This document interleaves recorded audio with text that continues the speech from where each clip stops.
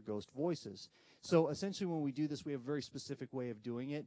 We'll pretend that we're doing an EVP session here really quickly. I take out my recorder and I say something along the lines of, we're speaking to the spirits here in this location that we can't see. We've come to communicate with you tonight. If you speak directly into this red light, we can hear you and help you. Please speak loudly and clearly, as it's the only way we can understand you. My first question is, and I'll ask a question like, what is your name? Something very basic that comes through at that point. And then we leave 10 seconds of silence. The reason we leave 10 seconds of silence is to give them the opportunity to actually imprint their voice. And now the next person will ask a question, so on and so forth. If there's ever a noise in the room that takes place that's very obvious, like a dog barking or somebody talking in another room, we'll say note and whatever that is to help us eliminate the false positives. So then once we get back to the person with the recorder, we say, thank you very much for letting us be here today. Goodbye. And at that point, we go back and listen to the different types of EVP that we have. First type of EVP is called a Class A EVP, and that's the clearest type of EVP that's out there, and that basically means if you're listening to the recording played back and we ask the question, what is your name? And we hear, Bob. That's Bob. Hi, Bob. Class A EVP. Class B EVP is downgraded from there. Class C is downgraded even further. There's another type of EVP that's out there called a Class R EVP. We used to think that we were getting all kinds of strange Sumerian languages that were coming through and all sorts of different things until we got simple sound editing software. We found out that we take these things that didn't make sense, put them into sound editing software, flip them around, reverse them, and we'd have full human speech patterns in reverse. So we'd be able to go back and listen to them in English, Spanish, Chinese, whatever the case might be. They were full speech patterns in reverse. That's a Class R EVP. Class DER is direct electronic response, and basically what that is if we ask questions, you hear a series of scratches and pops in response to it. We had one of our researchers actually take one sound that came through in this. It's just a whoosh. That's what it sounded like. He took that sound, put it into sound editing software, stretched it out 30 times in a specific frequency. There was a full paragraph of human speech within that one little sound that was there. So this gives spirits the easiest way to imprint their voices, the most difficult for us to decipher it. Anyway, we discovered the direct electronic response EVP at a place called the Hearthstone Inn in Colorado Springs, Colorado. They invited us in to do an investigation. We showed up down there, didn't know anything about it. It was two huge Victorian mansions sitting side by side with a building that they put in the middle of it to connect the two of them. And we didn't know it at the time, but they used to use this place as a tuberculosis hospital in the 1800s.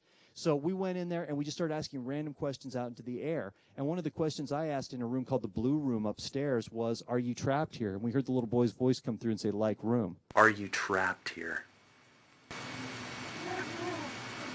We heard that response come through. We went back into that location, and for a year and a half, we asked question after question after question, finally put the story together about what had taken place. Turns out that this little boy did, in fact, die inside that location. His mother also died inside the location. The last thing she had said to him in life was, don't go anywhere without me. He had taken that to heart, and even in death had stayed there waiting for her to come back. She never returned. So basically, at that point, we went in, spoke to him, and explained it was time for him to move on, and he did move on. What year were you born? Was contacted by a man who just purchased a bar, and he said, can you please come in here and tell my staff that this place is not haunted? And I said, well, I can't just come in there and tell them it's not haunted. We need to do an investigation. So we talked several times on the phone. He invited us out there. Last time I talked to him, he goes, oh, yeah, by the way. He goes, I guess there's some old 1920s speakeasy upstairs, and some kind of crime happened. They boarded the place up. Nobody's been up there since the 1920s. You want to go up there? Duh. Yeah. We grabbed all the equipment. We got over there pretty quick. And it was amazing when we did get there. We pulled the wood off the doors. We pulled the wood off the windows. It was like going into a time capsule from the 1920s. There were newspapers on the floor. There were bottles on the floor. It was incredible. But the one thing that was definitely there was a crime scene that was intact. In one of the back bedrooms, there was buckshot in the wall and dried blood up the wall. And then in an adjacent room, there's what appeared to be dried brain matter on the ceiling. So we knew we were dealing with something interesting. So we got in there, and again, we started doing our investigation, the video, the pictures, EVP, and the EVPs revealed what took place. And this was a 3-year investigation that we did. Turns out that in the 1920s, there was a man who used to run this place. He was kind of like the caretaker of the upstairs. And there was a young woman who boarded there who had a very young son. And he used to flirt with her every single day. And it was just a playful thing that they used to do. But one day he'd been drinking. He got aggressive with her. She slapped him. She went back to the room, slammed the door. And apparently he got so upset that he took a shotgun, kicked in the door, and killed both the woman and her child inside the room. The thing he didn't realize at the time was there was always somebody at the front door and always somebody at the back door. There was no way he was going to get away with this crime. He couldn't get the bodies out. So at that point, he made the decision to turn the gun on himself, and that was the end of the story. But when we went in and we talked to the woman and the child, their spirits, they were confused, but once we explained what had happened, they moved on very quickly. The man was a completely different story. He believed that he was still alive. He saw everything as it was in the 1920s. He had the bodies there, and he was still trying to hide the bodies. His reality was basically fearing being punished for what he had done. So when we go in and do the investigations, he'd actually become physically violent from time to time. And we actually used to have an investigator. She was about 5 foot tall, short brown hair. No matter what question she asked in an EVP session, he answered her the same way every single time. He said, "It's you." Because he believed that this woman was the spirit of the woman he had killed coming back to haunt him. Play that for you one more time. What year were you born? It's you.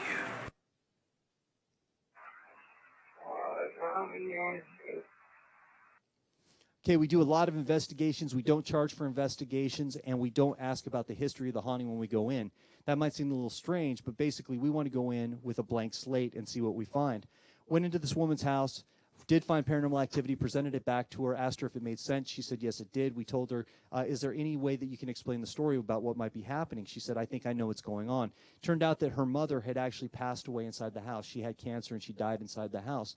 Thing was is that Nancy and her mother were never close.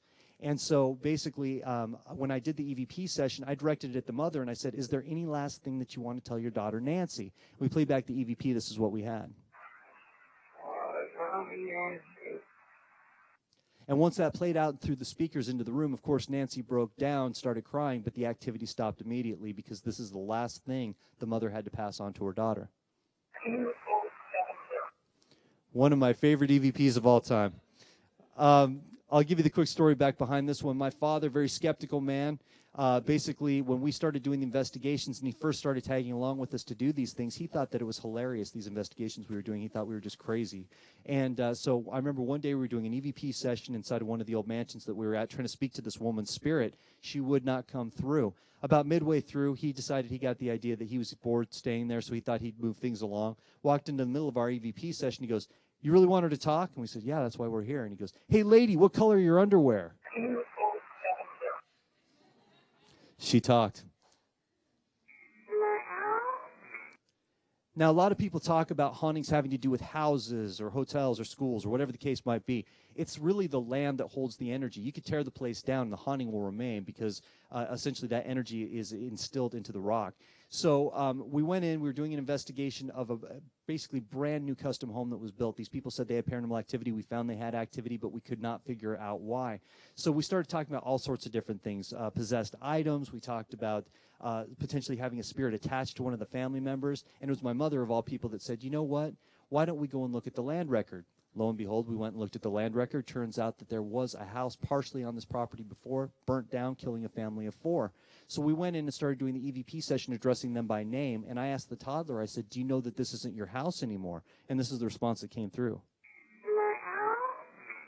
And at that point, we were able to explain to them and the family what had taken place, and they moved on very easily.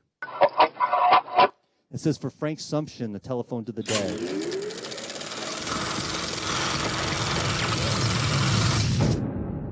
My first question to you tonight, what is your name? Ghost. I know you're ghosts. Could I have the spirit of the woman come through that answered yes and tell us why she's suffering? Who's concerned? She's possessed. Is this your lover? One of these women, your lover?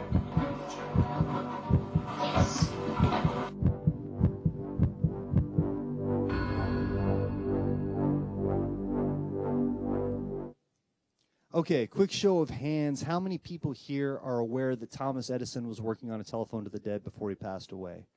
Anybody? Got a couple of people. That's awesome. Yeah, nobody used to know this. Essentially, yeah, it does seem strange. Greatest inventor of all time, scientific mind. Why would Thomas Edison be working on a communication device with the other side?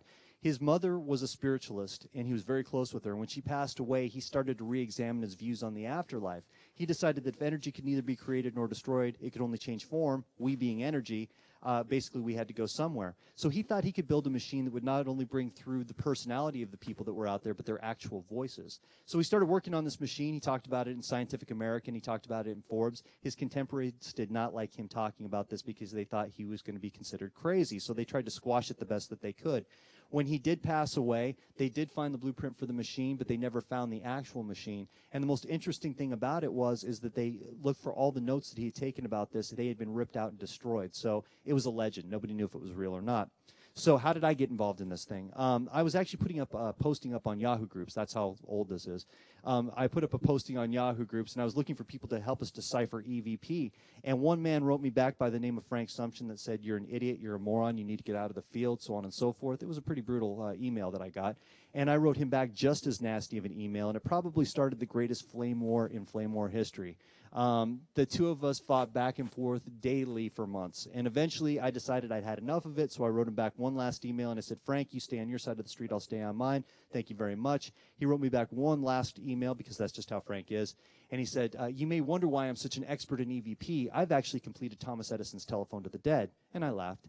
And I wrote him back one last email. I was dead serious when I wrote it. I said, "If you've really done this, I will fly to any location that you are in the world to see this thing work one time." Turns out that he was 5 minutes from my office. Gotta love the internet. So, yeah, we decided we were going to go ahead and set up a formal meeting. And obviously the only place to have a formal meeting, anybody? International House of Pancakes, that's right. And my father and I got the suits on, we got the laptops together, and we showed up at IHOP, and Frank showed up just like that right there. And we walked in the room, he panicked a little bit, and once he was convinced that we weren't, CIA or FBI or any other government agency, he decided he could tell us the story of how this all came to be. And it's still the most incredible story I've ever heard in my entire life. So my father and I sat on one side of the booth, and he sat on the other. And he proceeded to tell us at that point that he'd always been a shortwave radio buff. He liked to mess around with shortwave radio. And he was an electrician that liked to build home electronics and things along those lines. So he'd been reading a 1995 Popular Science magazine article about the voices of the dead being done with shortwave radio experiment. And he built it just so that he could make it and then debunk it so he could write a letter to the magazine. Set the thing up, got ready to turn it on, flipped the thing on, and at that point, apparently, it called him by his first, middle, and last name. He shut it off, thinking he'd lost his mind. He walked away for about 6 months at that point, came back out of curiosity, I guess, and flipped the thing back on. And now, apparently, these voices were coming through and telling him not only his name, but how to complete Thomas Edison's Telephone to the Dead. Circuit boards, diodes, schematics, things along those lines. And Frank, being an eccentric guy, apparently listened to the voices that came through and built it to their specifications. And when he built it for the first time and flipped this thing on, those same voices were there, clearer than they were before, telling him how to build a better version of this device. Now, you have to kind of picture my father and I sitting across the booth from him, kicking each other underneath the table the entire time he'd been telling the story, trying not to laugh. And I said, "Wow, Frank, that's an amazing story. Is there any way we could see this thing work sometime?" He goes, "Absolutely, come down to my workshop next weekend." Next weekend came, we showed up at his workshop, which of course was located in his basement. And we got down there, and the only way to describe this place is like a cross between a bad 1960s sci-fi movie and Deliverance, somewhere right in the middle of those two. Basically, there were wires hanging from the walls, speakers hanging from the walls, there were fur pelts, there were crossbows. And then just to complete the total insanity, as we walked into the main part of the room, there was a gigantic tinfoil pyramid hanging from the center of the ceiling. And I turned to my father and said, "We're not going to make it out alive." We walked into the room, and I looked over to my left, and there was a gigantic 1980s computer tower, one of those huge manila ones. And it looked like somebody had ripped off the faceplate, shoved in some wiring, made their own faceplate that didn't quite fit. And I told myself, "Oh, please tell me that's not it." He walks over, he goes, "This is it." I was like, "Oh." He goes, "You want to hear it work?" I said, "I guess." So he takes this big silver switch on the front, and he flips it up, and it makes the warm-up sound. You know the warm-up sound? Whoa, whoa, whoa, whoa, whoa, whoa. And there's this little speaker sitting up on top of it. And it sounds like somebody's taking one of those old-timey radio dials and turning it back and forth. There's like white noise and radio fragment and all sorts of different things coming through. And I'm standing there watching this and listening to this, and all of a sudden it dawns on me. This man has built a broken radio, and he's convinced that he's talking to ghosts and aliens through it. It's probably time to go. So I look over at my father. He looks at me. I said, "Hey, Frank, thank you so much for inviting us out. This is amazing. We're going to go ahead and try to do a small article in the magazine. Thanks again. We're going to get going." He goes, "Wait!" And I went, "Oh, God." And he goes, "The voices said you're supposed to take this with you." The voices. So now I'm walking up to him, and I'm reaching for my wallet. I'm visibly shaking at this point. I'm like, "How much does somebody owe you for something like this, Frank?" He goes, "You don't get it, do you?" I said, "No." He goes, "I'm supposed to stay here and build these things. You're supposed to take this out and talk to ghosts." Alrighty then. I reached down and grabbed one half, which was about 100 pounds. My father got the other half, which was about another 100 pounds, and we got out of there as fast as we possibly could. We were driving a Jeep at the time. We threw it into the back of the Jeep. We did not set it, and we started driving away very quickly. And I don't know if you guys have ever had the near-death conversation before as you're driving away from a situation. Like, oh, man, did you see that? Oh, my God. And we're having one of those as we're driving away. And pretty soon, I started thinking to myself, you know, this guy's kind of like a mad genius. What if he didn't build this telephone to the dead at all? What if he built like a dirty bomb, and we're driving away with it? And he's standing back there with a remote control, and he's like, telephone to the dead. You know. We did not blow up, but we did take this thing, we shoved it in the front of the office, and it became the pick-me-up for the day. We'd walk in and see it and laugh a little bit, and then start the workday. So this sat there for a year, and we had a huge investigation coming up at the Sally house a year later, and basically this thing had been collecting dust the entire time. But the day I walked into the office and I was shutting it down for the holidays, I saw the thing sitting there, and I said, you know what, I'm going to see if this thing really works. So I turned on my recorder, set it on top of it, walked away for the day. End of the day, came back, got the recorder, plugged it in the computer, put on the big 1970s Princess Leia headphones, and listened to what was coming through. And at that point, it sounded like broken radio. So I started thinking about the case. I started thinking about the Sally house, the spirits, Atchison, Kansas, all the things we needed to do and accomplish. And pretty soon I realized I still have this broken radio sound going in my ear, and I thought, oh, I got to shut this thing off. I went to go hit the stop button, and at that point it says, your trip to Atchison. Stop. Now, Atchison, Kansas is a little speck on the map no matter where you go. I'm sitting in Denver, Colorado. I'm like, what are the chances of a radio fragment coming through talking about my trip to Atchison when I'm going to be leaving for there in 3 days? So I go back. I didn't hear it right. Played it again. Your trip to Atchison. So fast forward, 3 days later, my mother, my father, and I are driving out to Atchison, Kansas with this huge piece of junk in the back, not knowing what we're going to do with it. The big idea that we came up with was we'll take it into the most active room in the house, turn it on during the day, leave, come back with the team that night, and see if anything's happening. So we got there. It was dusk. We decided we needed to hurry, so it was just my father and I. Got the machine together, raced up into the house, got up to the nursery, which is by far the most active room in the house, plugged it in, turned it on, started making its broken radio sounds. We were getting ready to leave the room. All of a sudden, I make the realization, nobody's ever used this thing before. I should probably say something. So I'm standing there with my skeptical dad, and I'm standing in front of this machine. It was the idiot moment of my life. I'm like, if there's any ghosts here who want to talk, please speak through this thing that Frank built. It's good. I already heard stuff. Thank you. Technician's assist. My dad looks at me like I'm crazy, and we walked out of the room.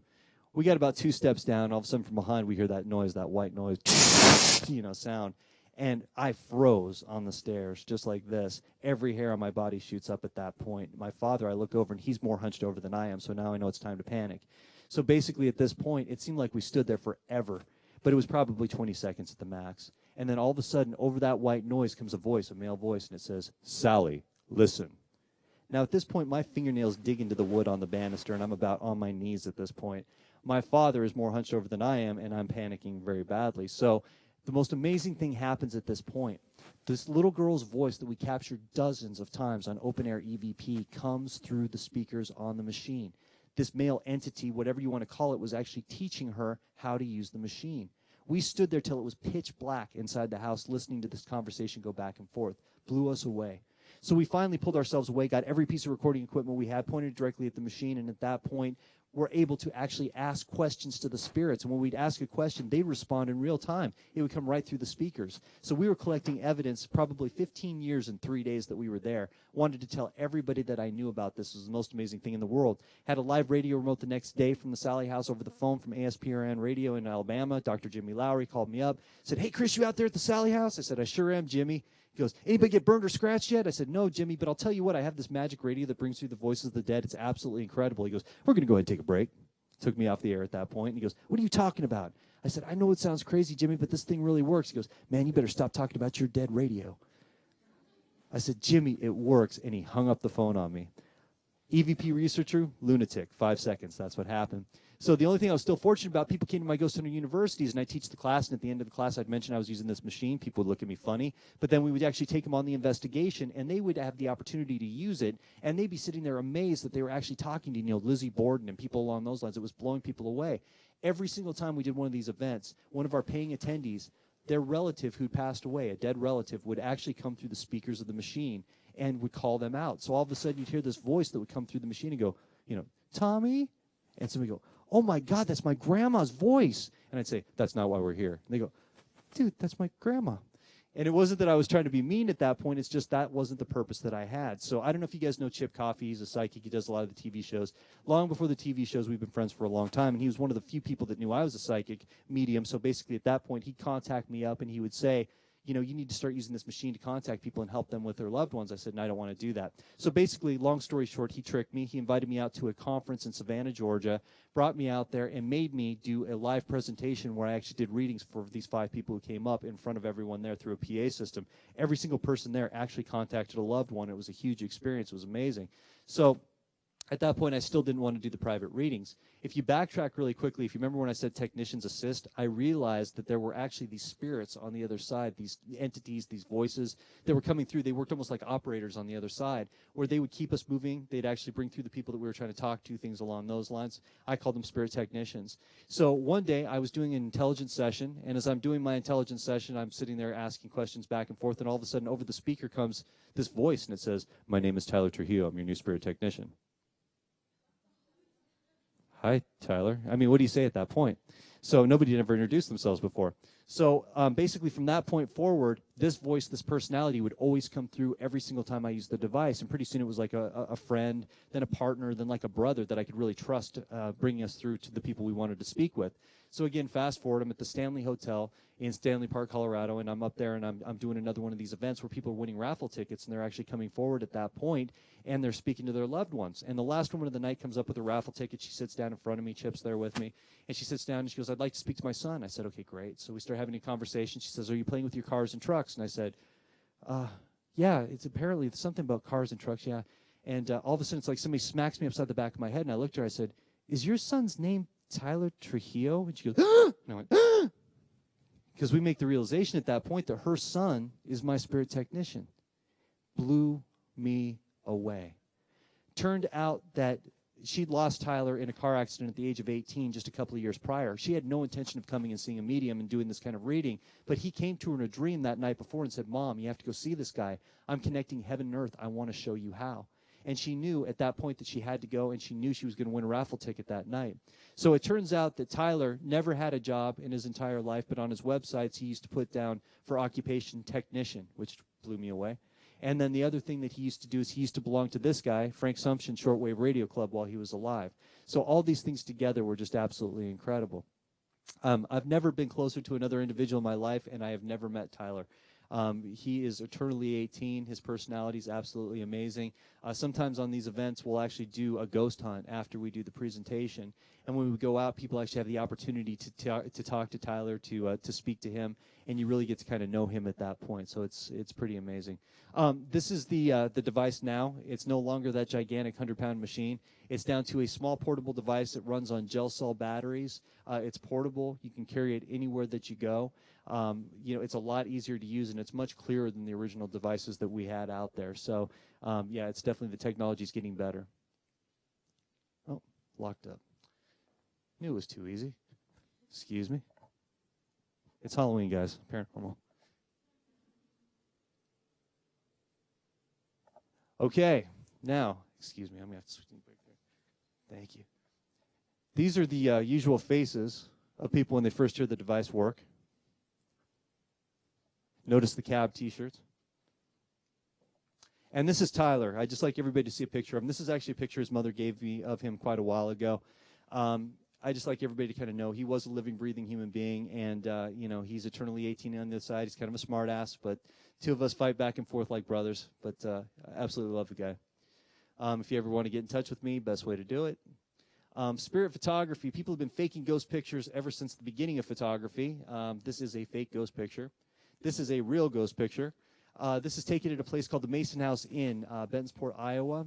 This is in room 5. We were doing a live telephone to the dead session while we were there. You can see the box in there, and then me in the mirror right here. Back behind me is Joy Hansen. We had a very intense session that night. She's actually one of the owners. And we went back and looked at the still pictures we got, and you can see the hooded figure that actually appeared up over her head at that point. So that would be an actual ghost picture. Paraforensics, yes, in fact, we do work with law enforcement agencies from time to time. This particular structure, which is now a bed and breakfast, used to be the scene of a double homicide, unsolved. 2 girls were brutally slain inside this location. We started using the telephone to the dead to communicate with the girls. The girls started coming through and giving us very specific information about the case. We started releasing that back through the media. The police became interested in what we were doing, thinking that we had some kind of hoax going on. So they showed up just to find out what we were really doing, brought in a sealed file, started asking questions from the sealed file, and the girls actually answered all of those questions and added information into it. So at that point, they actually opened it up as an active cold case, and we're hoping that this will be solved very, very soon. The person of interest in the case, surprisingly enough, actually showed up to one of our events just to see how much we really knew, and through the device, the girls called him out by name. So it is pretty amazing how it's coming together. Does anybody see anything interesting in this picture? Anything in the window? The house was completely empty at the time. It took me a long time to go back and actually see what was there. Pretty amazing stuff.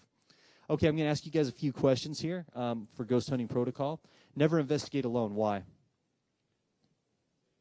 Could be dangerous. It was so funny. I was in North Dakota. I was touring a few weeks back in North Dakota, and I asked that question. I said, never investigate alone. Why? And some guy from the back goes, because you'll die. I was like, wow, way to jump to the end. All right, yeah, no. Yeah, it's safety issues definitely, but the main reason in ghost hunting that we do it is because you have to have a witness. That's not real evidence unless there was a witness there. Very, very important. Always ask permission when investigating on or around private property. Why? Because you'll die, yeah. I always tell people it sucks to be arrested. It really sucks to be shot. So those are the two main things. Yeah, you don't want to do that. No drinking, smoking, or drugs. Why? What's oh, I'm going to remember that. That's one thing. But what's the first thing that somebody says to you when you say, you saw a ghost? What do they tell you? What, are you high? Especially when you're from Colorado, believe me, that's a big thing. So you got to be really careful about that one. But basically, having a cigarette on an investigation, right? What's that going to do? It's going to kill you eventually, but what's it going to do on your investigation that's not good? What's it going to do? Yeah? And what do cigarettes do? You got the smell that comes off of it, right? And then we got the pictures, right? Absolutely. False positive. So people send me evidence all the time, and they basically say, hey, is this real or can you debunk it? And I love doing that. That's my favorite thing to do. But I get like a standard stock email 4 or 5 times a year. Subject line's usually like 3 a.m. in the cemetery, 3 a.m. in the graveyard, something like that. And then the body of the email always has to start the same way. It always has to be, dude, me and my friends were out in the cemetery the other night, and we got this crazy picture. Now we think Todd's being followed by a demon. Help! Right? So I open up the attachment, and I'll do my recreation of what I see in the attachment picture. Essentially, you get the guy with his beer. Somebody else running across the cemetery like this, right? And then you've got the girl who's like right in front of the camera with her cigarette and a big puff of smoke coming off of it. Well, there's Todd's demon right there, but you still have to go back through all the questioning. So you go and ask all the questions, was anybody smoking? Mystery solved. Now, same email, same picture, nobody smoking. Dun, dun, dun. So you have to go back through it again, and you got to say, okay, was anybody smoking? No. Okay, where are you located? Montana. Okay. What time of the year was this? January. Okay. What would you say the temperature was at the time? -10 with the wind chill. Was anybody breathing? Yes. Frozen breath, cigarette smoke, same thing. Yeah, absolutely. In pictures, looks exactly the same. So you got to be very, very cautious when you're doing that. No perfume or aftershave. I'm just going to tell you this one right off the bat. I don't care what side, if you're on the skeptical side or the believer, whatever the case might be. How many times are you driving in the car, sitting in class, work, whatever, and all of a sudden you smell your grandma's cookies, your aunt's perfume, something that immediately takes you back to a time that you remember that person, you think about them right then and there. This is the first way that spirits will attempt to communicate with you. Scent is the strongest sense we have and the longest lasting sense we have, and that's why spirits use it to communicate with us. Always be respectful of the spirits. This is something I learned a long time ago. Basically, you give respect, you get respect. It works in this world, it works in the next world too. And I've been on all the TV shows. I've done Paranormal State and this and that, Ghost Adventures, blah, blah, blah, blah, blah. But they drive me absolutely crazy. And the reason for it, I don't know if you guys watch these shows, but I'll give you kind of the model for the show. There's a guy in a really tight T-shirt, kind of a douchey haircut. He locks himself in a building with a lot of sharp weaponry, right? At that point, stands in the middle of the room, and he goes, burn me, scratch me, cut me, I dare you, right? Nothing ever really happens, nothing real at least. And he can't quite figure out why. Well, the reason behind it is that all you have to do is give respect. If you ask them to do something, most of the time they actually will do it, believe it or not. So I tell everybody, just be respectful of the spirits and then record all of your readings and weather conditions. Here's the Ghost Hunter Starter Kit. I'm not going to go through all this stuff. Have you guys ever seen night vision video, though? Basically, everybody's green, eyes, teeth. That's basically it at that point. I didn't think there was a whole lot to this. Do we have any animal lovers here with us today? Okay, awesome. That's me too. I have a small farm inside my house. So at the time, I had 2 cats when this happened. I was sitting there, I was watching TV, and one of my cats was up on top of the chair, and he did one of these kind of things when he's up on top of the chair. I said, what the hell? I could not figure out what was happening with my cat at that point. So I called up a scientist friend of mine a couple of days later, and I said, can you please explain to me what's happening with my cat? And he said something like, there's an endorphin that's being released in the cat's brain. It's causing a state of euphoria. The cat's responding to the stimuli, blah, blah, blah, blah, blah, blah. And I went, enough. So I grabbed my night vision video camera. I head to my parents' house, which I call the paranormal laboratory, found their cat, turned on the camera, and followed that cat everywhere it went. Freaked that poor cat out. Just followed him everywhere he went. Like many of my experiments, I thought this one was going to fail. One night I was down in their basement just playing around on their computer, and all of a sudden from around the corner I heard the bells on the collar. And I went, and I jumped up with my camera. I ran around the corner, and there's the cat absolutely freaking out in the middle of the floor. And I went, yes. So I turned on the camera as quick as I can, and I look, and lo and behold, there's all these little lights that are floating around the cat. The cat's batting at them, moving them, tracking them. I pull the camera away. There's nothing there. Put it back. There it is. I realized at that moment that just because we can't see it with our own eyes doesn't mean it's not there. Basically, animals see things in a completely different spectrum. That's why we use night vision video. They have a good sense to tell us what's there. Okay, here's some of the software we use. If you've ever typed ghost into a search engine, you're going to get about 1 billion of these things that come popping up, orbs. You get the scientific community that has one side of it, which basically they say false positives all the way around, dust, moisture, that's all there is to it. On the other side, you have the psychic community that basically says they're fairies and angels. So, yeah, no. I'm not going to be able to go into the full description. I know we're running a little bit behind, but I will tell you this. If you're ever fortunate enough or unfortunate enough to be involved in the hospice process, there is something that happens when people die. Basically, when people do pass away, they lose a very small amount of weight. Science cannot account for where this weight goes. It's not liquid. It's not air. It just disappears. We believe that this is actual spirit energy that can be measured and weighed. And at that point, when you actually see someone pass, you will always see a flash of light that takes place. We believe that that's the spirit energy leaving the body. And what happens at that point is there's a vortex that opens up. Basically, some people call it the gate, the doorway, whatever the case might be. But spirits will move through this light. They move on to the other side. They know who they are. They know where they are. And they can communicate with us and come and go as they please. That's what we call an intelligent spirit. The other type of spirit that we deal with is someone that we call an earthbound spirit. And I'm sure you've all heard this through the Hollywood terms, but basically the way we define an earthbound spirit is a little bit different. Essentially what that means is somebody leaves their body, moves towards the light, makes the decision not to move through the light.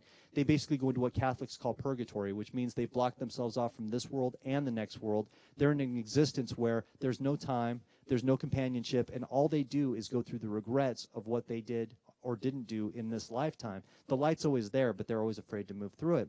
So when you talk to an earthbound spirit, and we do talk to several earthbound spirits, they will tell you that they fear fire and brimstone punishment on the other side, some sort of hell that's there. And the interesting thing is if you talk to an intelligent spirit, one that has moved through, they'll tell you that there is no fire and brimstone on the other side. They're in a self-punishment in that middle ground. So Tyler and I will actually go through and actually work with these spirits and help to move them on. We have a very specific exercise that we use to try to move them on. We never force them, but we do ask them if they want to move on. Does anybody see the face in this one? Some people do, some people don't. Got it? Right here? Tilted? You got it. Absolutely. I want to show you a quick video.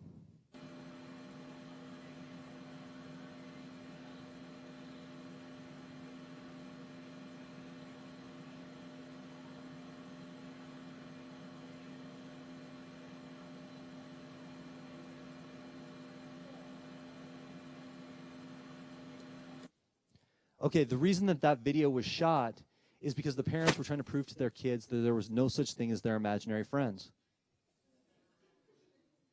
Now think about that for a second. How many of us have imaginary friends, right, when we were growing up? Okay. So many people used to contact us at the magazine that we actually did a study on it. And what we would do is people that claimed that their kids had imaginary friends, we would go into those locations, we'd talk to the kids, and we'd show them dozens and dozens of pictures. And we'd slip some pretty specific pictures in there. Little bit less than 80% of the time, children would actually go in and pick out relatives that they never saw or met in their lifetime, great-grandmothers, great-grandfathers, things along those lines. Kids would actually say that they were their imaginary friends. They'd actually pick out people who had died inside the homes, things along those lines. So children see what's there, see what's in front of them. The thing is that our brain waves don't change until the age of 8 or 9, and at that point we lose some of that ability. So the next time a child tells you that they're seeing and experiencing something, definitely pay attention. They probably are. Okay, here is a mist in a cemetery. This is an actual vortex in a cemetery. You can actually see the full structure here, right in the center. And this is the Holy Grail. This is the full-bodied apparition. Now, the question is if you're no longer in the human form on the other side, why do you show yourself in the human form? Main reason is that you need to contact somebody over here, so you project yourself out as that form so they recognize you and pay attention. That's the main reason. The other type of reason is that somebody believes that the world simply cannot survive without their beauty. That was the case with this one. We were doing an investigation of an old mansion they had turned into a cigar bar. Did the entire investigation, wrapped up for the end of the day. At that point, the busboy comes up to us and says, "Hey, did you guys get the lady in white?" I said, "No, not this time. Maybe next." He said, "No, seriously, it's the former owner of the mansion. She will show herself to you if you ask." So we took advantage of it. Jeff stood in back with the stairwell with a camera. I took my EMF meter, which makes a noise if something moves in front of it, and went to the very back of the room. Started walking forward, and I said, "We understand you're very beautiful. If you move in front of this machine I'm holding in my hand, it'll make a sound. We'll be able to take your picture and have it forever." So as I'm walking forward, I feel a pinching on my shoulder. And when I feel that, I know that they're draining energy directly from me at that point. And basically, I'll usually end up in a face plant. But this time, the meter went off right about that time. Snapped the picture, went back, and looked at what we had. We had a pretty crazy picture. We couldn't quite figure out what we had at first. But first thing I noticed right off the bat was this discoloration that took place down here, and I thought, looks like some sort of dress maybe. But the thing that was very clear is that we had the meter here. You could see the full skeletal arm and hand gripping the front of the meter at that point, which of course made it go off, but we didn't have a head. So everybody kind of goes off on their own, and I start looking at the picture. I'm like, yeah, this definitely looks like a dress. This is absolutely an arm, no question there. This is where the energy was being drained off of me at that point. Why don't we have a head? Then I realized we actually did have a head. It just wasn't in the spot that we'd expected. It was right up here. And what we realized is that as we snapped the picture, the head was still in the process of projecting back down to this point. And this really backed up a lot of theories that we had, that spirit energy has to project out its former image. So that was a definite theory that worked for us. Here's a quick wrap-up. Always be an open-minded skeptic. Understand the odds of evidence. Beware of dust, mites, and rain. Take notes of cold spots, hot spots, and scents. Always watch and listen to your meter. Remember to check your VP thoroughly and do unto the others as you'd have them do unto you. Always be respectful. You guys want to see a couple of pictures before we go? I know we're running behind, but I want to show you a couple cool things. Okay, Peabody Mansion. A lot of people talk about demonic. Everybody has demon, demon, demon. In all the cases I've done, I've been fortunate enough to literally do thousands of cases. Less than 100 have had anything to do with the demonic. This is one of those cases that actually had to do with the demonic. This is the Peabody Mansion, Denver, Colorado. Filming a documentary there. The idea that I had to film the documentary is that we knew several children's spirits were inside the location. The demonic entity was actually using these children's spirits for energy. So we went in and we're trying to pull them out. I was standing on the third floor down a long hallway. I actually had my back to a window, and I was pulling the children's spirits out one by one using the telephone. 3 children's spirits came through. The 4th refused to go. They said that they were too scared to leave. I said, "Don't worry, he can't hurt you anymore." At that point, I felt a pressure in the center of my chest. I was actually pushed up against the window. I came up off my feet, and it took the producer and my father to come in and hold me back in from the window. We went back and looked at the still that came through when that happened, and you could see the energy that hit me right at that moment. So, yeah, I tell people, just because we don't deal with it on a consistent basis doesn't mean it's not real. You have to be very, very careful while you're out there. Boo. Just like to throw that one in there. It's Halloween. You got to, right? Okay. Sally House. I'm not going to get into this entire case, but I went out to debunk this case. I usually don't do that.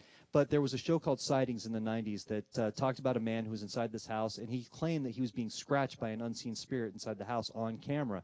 We thought this was all Hollywood trickery until we actually got there the first time and found out that, no, it was very, very real. These spirits there were very, very brutal.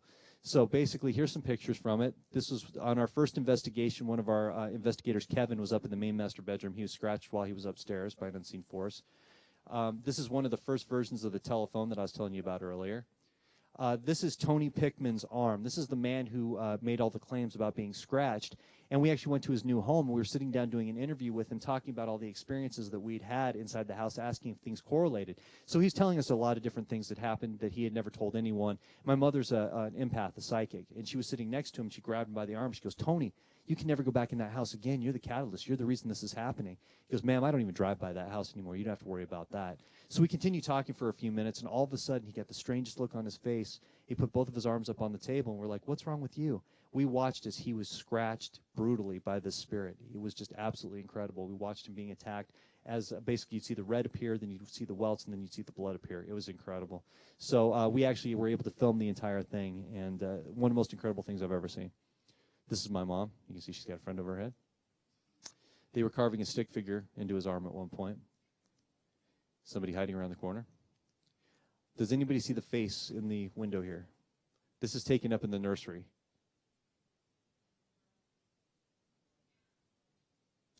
Yeah, somebody was peering in as we were doing our investigation that night.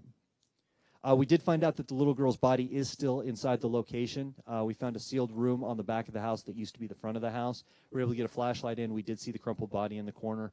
We went back to the owners and told them, you know, she's still here. They said, please never come back to our house again.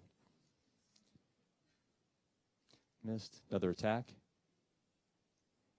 And my father will tell you that this is me running from the house at this point. I promise I was not running. I was walking. Okay. Quick one for the animal lovers. I'm going to go through this very quickly. Hotel Vendome, Prescott, Arizona. They contacted us, said, please come out and do a Ghost Hunter University. Didn't want to do it because we never did an investigation there, but they convinced us to come out anyway. Went out and did an investigation the night before the event. Very silent until we got up to one room. Got up to this room on the front of the hotel. Everything went crazy. Got a lot of pictures, videos, EVPs.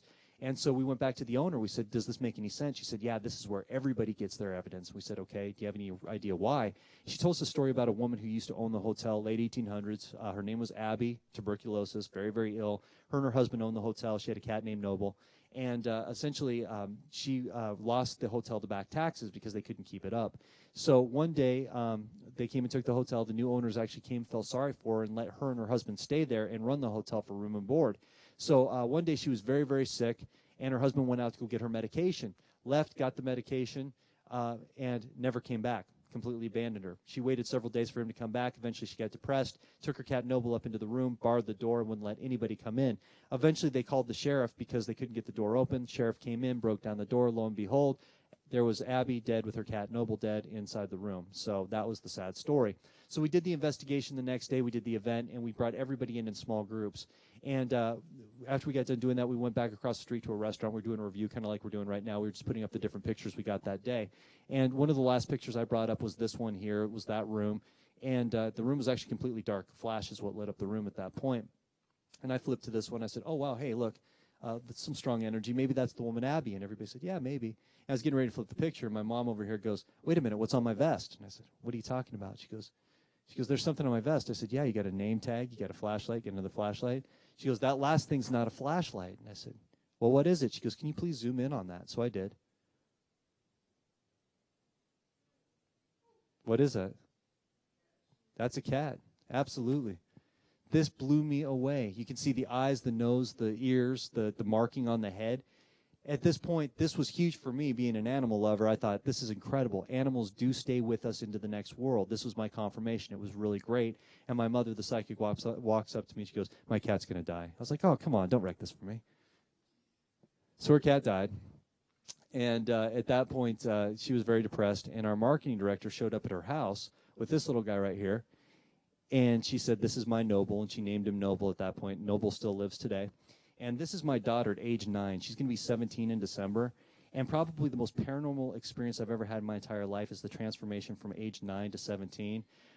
I'm pretty convinced there's aliens involved or something. I'm not sure, but yeah, we'll figure it out one day. Okay, Lizzie Borden house. Is anybody familiar with this case? Anybody know the nursery rhyme? Lizzie Borden took an axe, gave her mother 40 whacks. When she saw what she had done, she gave her father 41. Now, I just thought this was like a nice nursery rhyme you put your kids to bed at night by. But no, it's not. So I was doing a convention in Las Vegas, and this very strange woman came up to me. She goes, hello. And I was like, hello. And she said, I've just purchased the Lizzie Borden house, and I'm turning it into a bed and breakfast. Okay. And she said, would you like to do one of your Ghost Hunter Universities there? I said, yeah, sure, why not? So I didn't even know if this was a real thing. So I called up my mom, the psychic, the historian. I said, is this a real deal? She goes, yes, it's real. It's amazing. And so she told me the story. Essentially, this is Fall River, Massachusetts, late 1800s. This is the Lizzie Borden house. This is Lizzie Borden. Lizzie was actually accused of chopping up her stepmother in the upstairs bedroom. And her father in the parlor downstairs. Sorry about the pizza and all that, but yeah, he was chopped up downstairs in the parlor. But she was accused of this crime. And she was taken into custody, held for a year. She stood trial, and a group of her peers, which were all gentlemen at the time, decided that a young Victorian woman couldn't possibly possess the rage or strength to carry out such a crime. So she inherited a lot of money, and she lived up on top of the hill for the rest of her life. And people always ask the question, did Lizzie Borden do it? So it was a mystery, and all my investigative friends were contacting me before we went in and said, you got to find out if Lizzie Borden did it. You got to find out if Lizzie Borden did it. I said, I don't want to find out if Lizzie Borden did it. I want to find out why Lizzie Borden did it. So we got out, and we actually did the class that day. It was all new attendees that we had there, which was great. And we finally got to the investigation, which was the part I was looking forward to. And usually I'm very cautious about using the telephone. I asked for my spirit technician to come through, and I'm very, very safe about it. But this time I was like a little kid in a candy store. We're down in the basement. I flipped the machine, and I said, Lizzie, are you there? Lizzie. And all of a sudden this man comes through in this really deep New England accent, and he starts cursing me out in a way I've never been cursed out before. I was taken back, and every attendee in the room looked at me like, does this happen every single time? And basically at that point, I realized that this is Andrew Borden that's coming through. And I said, oh, sir, we're not here to disrespect you. We just want to learn about what took place, about what happened to you. If you could help us with it, it would be great. And he continued to curse me out in this New England accent. So we found out very quickly other spirits started coming through. Turns out that Andrew Borden was probably one of the most sick, disgusting human beings who's ever walked the face of the earth. If there's ever been a justifiable homicide that's happened, it happened to this man right here. The things he did to the townspeople, bad. Really bad. The things he did to his daughters, inexcusable, disgusting human being. So at this point, being a father, I started getting upset, and pretty soon was starting to have an argument with the machine. I'm screaming back and forth, he's screaming back at me, and the poor attendees in the room were like pinned up against the wall, just panicked at this point. So when we finally ended up finishing up the investigation, we went to bed inside the house that night. We weren't quite sure what to expect. My mother actually slept in his bed in the main master bedroom upstairs, and I actually slept in a room which is called the dressing closet, which is a room unto itself. So that night, I closed the door, I shut off the light, I'm laying in the bed. All I could see was the street lights coming in off the street, and I'm laying there, and I'm thinking about the case. And I'm thinking about, wow, that was just crazy. I did not expect any of that. I better get some sleep. So I rolled over, and I started getting comfortable on my side, and pretty soon in my ear I heard, don't turn your back. Once I started breathing again, calmed myself down, realized where I was, and said, you know what, it's probably overactive imagination. I really just need to calm myself down. So I rolled onto my other side, and I started going into that nice REM sleep, and I heard clearly in my ear, don't turn your back.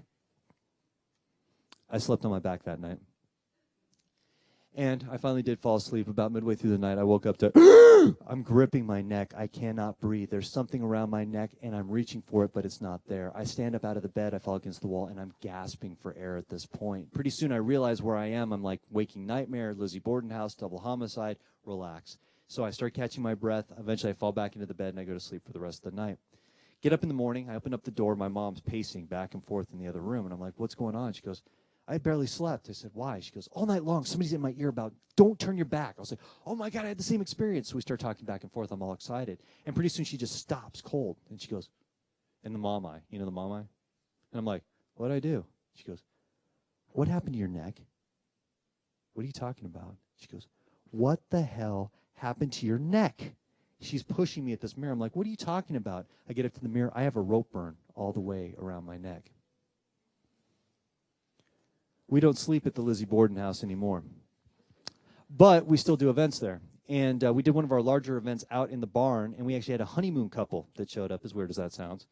And basically at that point, this guy gets bigger every time I tell the story, but essentially he was about 6'5", 250, big bald guy, did not want to be there. The only reason he was there is because his wife wanted to come to this event. She was really into the paranormal. They walk up and introduce themselves, and the first thing she says to me in front of him is she goes, oh my God, Chris, this is like the most exciting part of the honeymoon for me. I was like, I just saw a target right here. So at that point, we went through the class that day, and she was really into it. He wanted nothing to do with it, and basically he was bored out of his mind. So that night, we were going in to do the investigation inside the house. As we're walking into the house, he's doing every horror movie cliche he can imagine. He's like, get out, the whole thing. And I turned to him and I said, hey, I understand that this doesn't mean anything to you, but seriously, there's been some really bad things that have happened here. If you could please be respectful, we'd appreciate it. He goes, whatever. And I went, okay. So we went upstairs, we went up into the Morse room, and that's the room where the stepmother was murdered. Turn off all the lights at that point. We shut the blinds, we do the whole thing, make sure the room's completely pitch black, and I stand in the spot where the woman was actually murdered, and she usually will respond over EVP and talk to us about what had happened. So we start the session, and I start saying, we're speaking to the spirits here in this location. We hear, I'm like, no, someone's speaking. This happens 4 and 5 times. Finally, I'm like, turn on the lights. So the lights come flying on, and it's the woman from the honeymoon couple, and she comes up with her camera. She goes, oh, my God, Chris, I'm so sorry. My camera's not working. The flash isn't working. I'm so sorry. I just want to get good pictures. That's my fault. I talked. I said, it's okay. We're going into the basement. We're doing telephone to the dead session. All the lights will be on. You'll get your picture. She goes, okay. So we went downstairs into the basement, and there's the main part of the basement, and then there's the washroom part of the basement where you kind of see right here. And essentially, we go into the washroom area because that's where Andrew Borden did a lot of his nasty things. So basically, at this point, to kind of set this up for you, I'm standing here in front of the wash basin with a little blue device, one of the telephones, and I'm actually trying to talk to him. Over here, we've got one of our attendees who's got 1 foot in the room and 1 foot in the other room, and she's in the sprint position. If anything happens, she's out at that point. She's ready to go. Back behind her is the honeymoon couple. She's got the camera out. She's very intense. He's picking at his fingernails and looking at the ceiling. Back behind them is like a rack of food and supplies and things like that. So basically, this is how it goes. I said, Andrew, why did you do it? The woman over here in the sprint position does this. Back behind them, the woman and the man from the honeymoon couple, the man is lifted off of his feet and thrown back into the rack of food and supplies. Down he goes. Down go the food and supplies. Everybody backs away at that point. He finally gets to his feet, tears welled up in his eyes, lifts his shirt, and he has a perfect round burn in the center of his chest. Chaos ensues. People start trampling each other to get out of this location. And then up comes the woman from the honeymoon couple to me, and she's like, hey, Chris, take a look at this picture I got. Like, zero concern for this guy. So she walks up to me, she's like, okay, remember when we were upstairs and my flash was on? I said, yeah, I remember the whole thing. Yeah, it's fine. I'm still shaken by the situation. She's like, okay, well, I was getting ready to erase this picture, but I think there might be something there, so I wanted you to look at it. So I said, okay, yeah, sure. So she shows me the viewfinder, and essentially that's what it looks like. And I said, it looks like some light. And she goes, yeah, but there was no light in the room. I said, yeah, that's true. She goes, can we blow it up? So we started to blow it up a little bit, and it started becoming clearer. Then we blew it up all the way, and it became very clear. That is the full-bodied apparition head of Mr. Andrew Borden. You can see the forehead, you can see the eyes, the nose, the scowl, the beard, the whole thing. Just to show you what he looked like in life, we've actually superimposed a picture of him onto this one so you can make the comparison for yourself.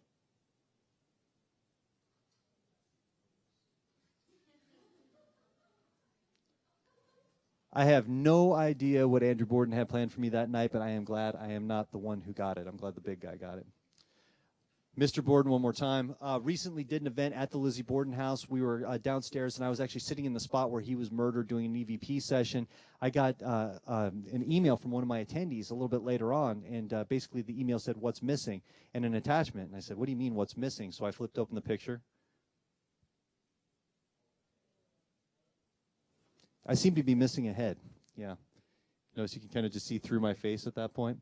So it looks like the similar injuries that Mr. Andrew Borden sustained while he was alive. And I just take it that he misses me very much, and he's expecting that I'll be back very, very soon. Can't wait to talk again. So, yeah, that was a very interesting picture. I wanted to show you one more that we got while we were on. Actually, it's been this tour. I was at Carroll College and Carroll University, and we're doing an investigation after the presentation. We went out on campus, and we were just snapping pictures to see what was there. Getting ready to walk into a hall called Voorhees Hall. And we're walking in there, and I could just feel things all around us. It was like there was energy all around. So I was just snapping pictures left and right. And I snapped this picture. And you can see the gigantic head that appeared over the entire crowd and the vortex that was opening up at the time that brought him through. Now, as we did the session, we actually found out that his name is Walter, and he talked to us for almost 2 solid hours about when he used to go to the school and about what he used to do there.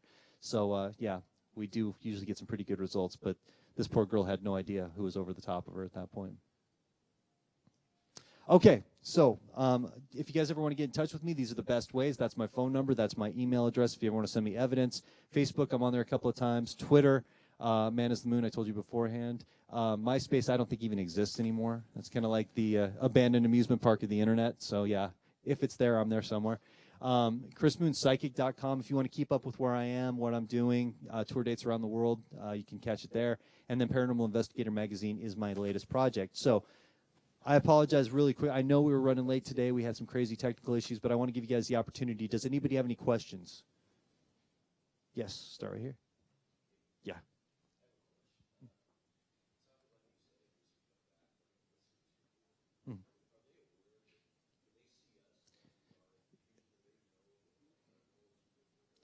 Absolutely.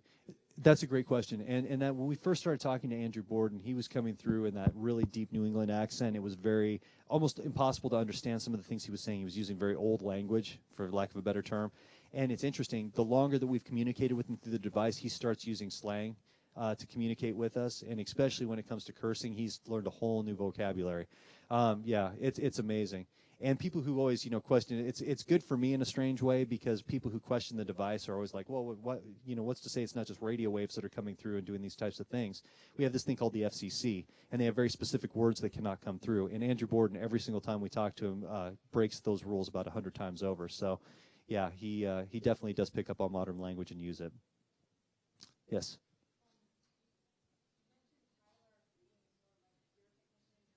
Right. Oh, absolutely, yeah. Tyler works on the project just like I work on the project. We're kind of consider ourselves useful idiots for Edison, basically. We all have our specific thing that we do. But yeah, everybody has spirit guides. Everybody has something around them, 1, 2, 10. Some people have more than that. And sometimes when I do private readings, people will just want to talk to their guides, and that's a pretty incredible experience too, to find out how many energies are around them from the very beginning. So, yeah. Yes. We didn't plan a tour. We usually do it at nighttime. We take everybody out to the haunted building, and we turn out the devices and do the whole thing. But yeah, hopefully next year. We'll do it next year. Absolutely. Hi.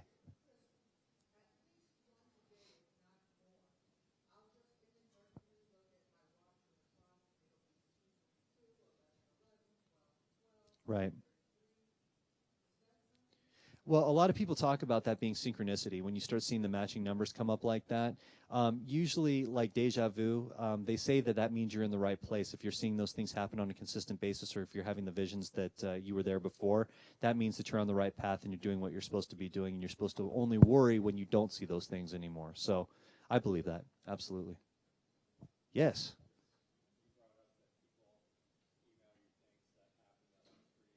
Mm-hmm.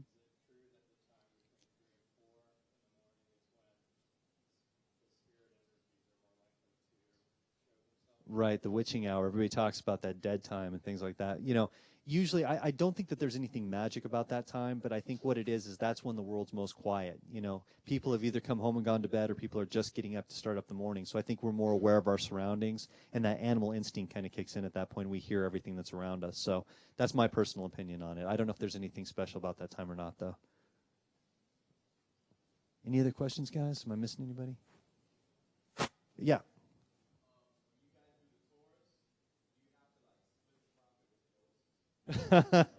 No, they work for free, per gratis. Yeah, no, it's interesting. We go in, like, I'll give you an example. A couple of nights ago, I was at Eastern Kentucky University, and we got there and we started doing our investigation, and we got into an old theater that was in there, and we used night vision to kind of see if they're there, and we turned on the night vision camera, and you could watch as we were talking. We said, if anybody wants to come forward and speak through the telephone, please come forward now. And you see all these orbs come into the room and start flying towards us in the camera at that point. We turned on the device, and it turns out that we had no idea what we were walking into, but we actually did a mass crossing of spirits that night. They were attracted to the machine, and they knew that we could hear them and help them cross over. So I like to think that we're doing a service for them by putting their voice out there and getting that message across for them too. So since money means nothing to them anymore, hopefully we're doing something good for them on that side. Yeah. Yes.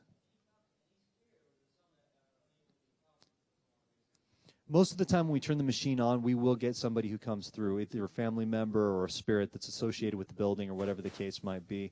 And I've got a lot of theories as to why that happens. I think sometimes, since time doesn't really exist on that side, I think that these things have already been kind of planted here. All the answers and the things that come through are already here beforehand, and we're just kind of catching up to it, if that makes sense. So basically we're walking into that time and hearing those things at that point. Yeah.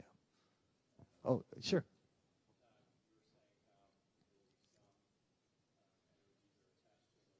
Right. Uh-huh.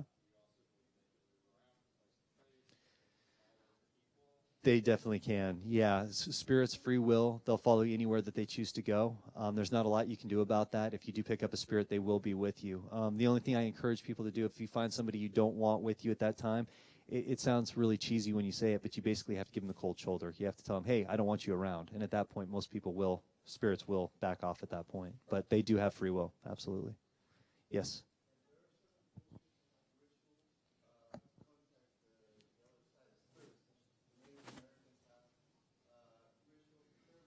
Right.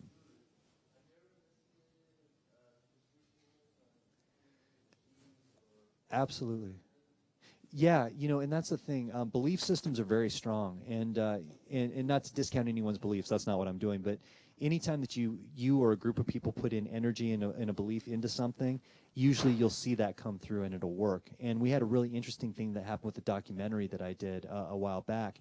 They took footage of me using the telephone to a tribe in Africa. And there was an actual witch doctor that was there that was witnessing what was playing through. They gave no information on what was happening, and he didn't speak the language. But in his language, he came through and said, this man is contacting the dead, and these are dead people who are coming through because he believes that this works, and that's the reason that this takes place, which tells you that the rituals and the belief system really has everything to do with it at that point. But we have gone through different rituals and had a lot of success doing that. Yeah. Yes?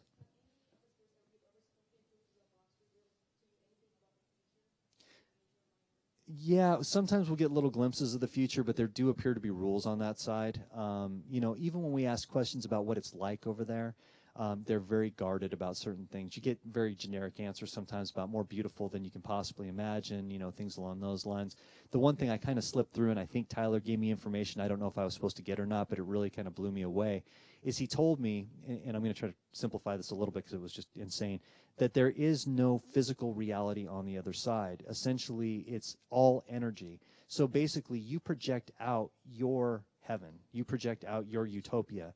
And you have a soul circle of people, your family, your friends that are on that other side, and they project out their reality, and you share that common reality at that point. It's amazing. Somebody said that to me, and I went back inside and said, yeah, very similar to it. Yeah, so you actually do project out your actual reality. Yes. I do. I always say that I've actually been possessed 3 separate times. And, yeah, I do believe in exorcisms. I don't necessarily buy into some of the religious aspects of the exorcisms. I really think that, again, it goes down to that belief system. If somebody can pull that belief system out of you and bring that through, that you can actually get rid of the entities that way. And I actually lost almost 4 weeks of my life at one point from possession. So they are very real, and you have to be very, very cautious. Yes. Yes. I'm sorry, I could barely hear you. Well, I'll give you the quick story behind it. I was doing an event out in New Orleans, and we decided that it was right around Mardi Gras. We were doing it right afterwards. So we made the decision to go down to Mardi Gras to do what you do during Mardi Gras, which is to have a good time, and kind of lost ourselves in the whole idea of it, and we're getting ready to do the event. So the next day after Mardi Gras, we actually got up that morning, and I respect all religions, but we were walking down the street, and a girl that I knew actually got one of the ash crosses on her head for Ash Wednesday. And for some reason, I was enraged why she did this. I don't know why. I couldn't explain it. And I was angry with myself for being upset. But it felt like I was almost coming down with the flu, is the only way to describe it. And pretty soon, over this time period, it felt like I was witnessing things that were taking place, but I didn't feel right. Then I felt like almost a passenger in my own body. Things were taking place that I had no control over. And eventually it got to the point where I literally lost all memory of everything that had taken place. And they'll show me video clips of things that happened during that time now. And I look at it, and it's like looking at a stranger. It's me, but it was definitely not me, if that makes sense. And it took a very good friend of mine who is an exorcist to actually bring me back through, bring me back around. Yes.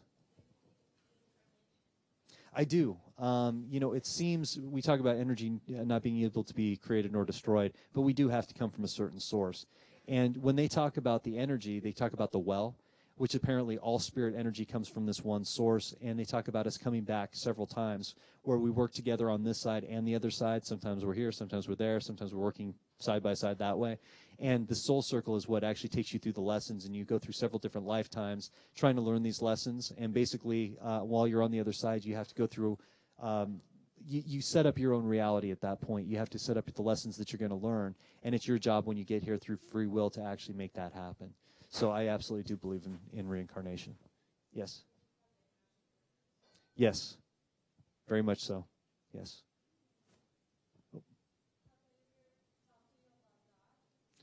that's when we get into these discussions about what takes place on the other side. And whenever I bring up the word God or I use specific, religious names and things like that, they always come back to universe. Whenever I say, is God there? Are you with God? They'll usually say, yes, we're within the universe, which to me is kind of the universal term for God. So, yeah, nothing very specific, though. Yes? No. I tell people, when I announced that I was on Coast to Coast Radio, and I said, Frank's built this machine and it works and so on and so forth. And of course, everybody thought we were nuts when we talked about it. But immediately, everybody wanted to get one of these things. And, Frank only builds so many. He's a physical medium. He builds them. And it takes mediumship ability to actually use the device correctly. So people would go out and start trying to make something that sounded like it, to the point that they were taking Radio Shack radios and they would pull a pin and it would just scan radio dials back and forth. People would make up stories around it and things like that. So I tell people, there's really no reality to that. But, people still do it anyway. So I just tell people, be cautious because, again, if you put the energy into it, you don't know what's going to come through. So, absolutely. Any other questions, guys? All right. Oh.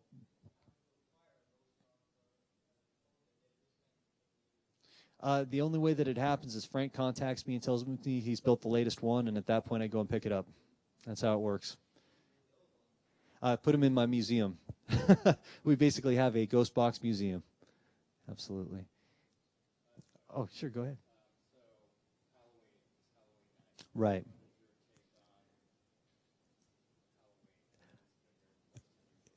Yeah, Halloween, I think the whole idea behind it is that everybody's concentrating on the day and what it means. And I think a lot of spirits take advantage of that collective energy, and they'll show themselves more on that night. I did have a ghost hunt on a campus 2 years ago, and we saw 3 full-bodied apparitions on Halloween, which was absolutely incredible. That does not happen very often. So, yeah, I think it's that collective energy that makes it happen. Yes. Okay, guys, well, thank you for having me out. I appreciate it. Thank you very much.